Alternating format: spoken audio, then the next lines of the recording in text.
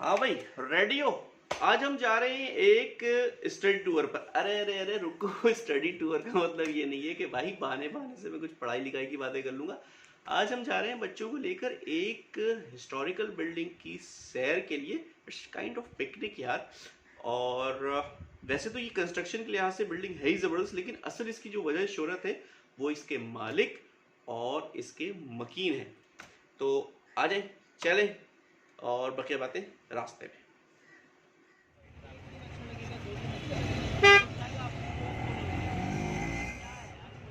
कराची में जैनब मार्केट तो देखी होगी। इससे ज़रा आगे जाएं तो मेट्रोपोल चौरंगी आती है। यहीं से शारा फैसल शुरू होता है। इसके एक कोने पर आवारी होटल है और इसके जस्ट अपोजिट ये है कायद आज़म हाउस म्यूज़ियम। यहाँ बानी पाकिस्तान कायद आज़म और उनकी बहन मोहतरमा फ़ातिमा जिन्ना के ज़ेर इस्तेमाल अशिया नुमाइश के लिए रखी गई हैं। मगर न जाने क्यों इनकी वीडियो या तस्वीर बनाने की इजाज़त नहीं, इसलिए इन चीज़ों को देखने के लिए आपको यहाँ खुद आना पड़ेगा। हाँ, मैं आपको इमारत की सैर ज़रूर कराऊंगा।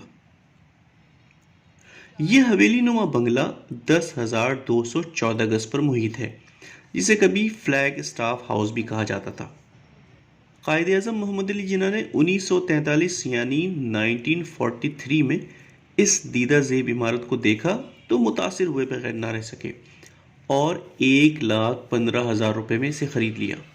मगर शायद यह रहना उनके नसीब में ना था, इसीलिए वो कभी भी यहाँ रिहाइश इख्तियार ना कर सके। ये 2 मंजिला इमारत है और ऊपर आप इसकी छत देखी होगी, लाल टाइल्स की है। ये उस ज़माने की अंग्रेज़ों के तर्ज तामीर का एक हिस्सा है और ये पीले पत्थर की बिल्डिंगें हैं। कराची में ज़्यादातर जो बिल्डिंगें हैं वो पीले पत्थर की हैं, क्योंकि ये हमारा अपना कराची का पत्थर है। इसको गिजरी सैंडस्टोन कहते हैं। कायद आज़म की वफ़ात के बाद मोहतरमा फ़ातिमा जिन्ना ने यहाँ रिहाइश इख्तियार कर ली और 1964 तक वो यहीं रही।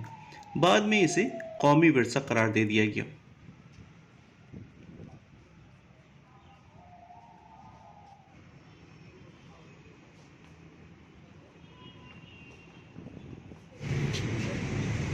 ये फातिमा जिन्ना की गाड़ियां हैं दोनों। ये है कैडलक और ये वाली जो है ये है मर्सिडीज।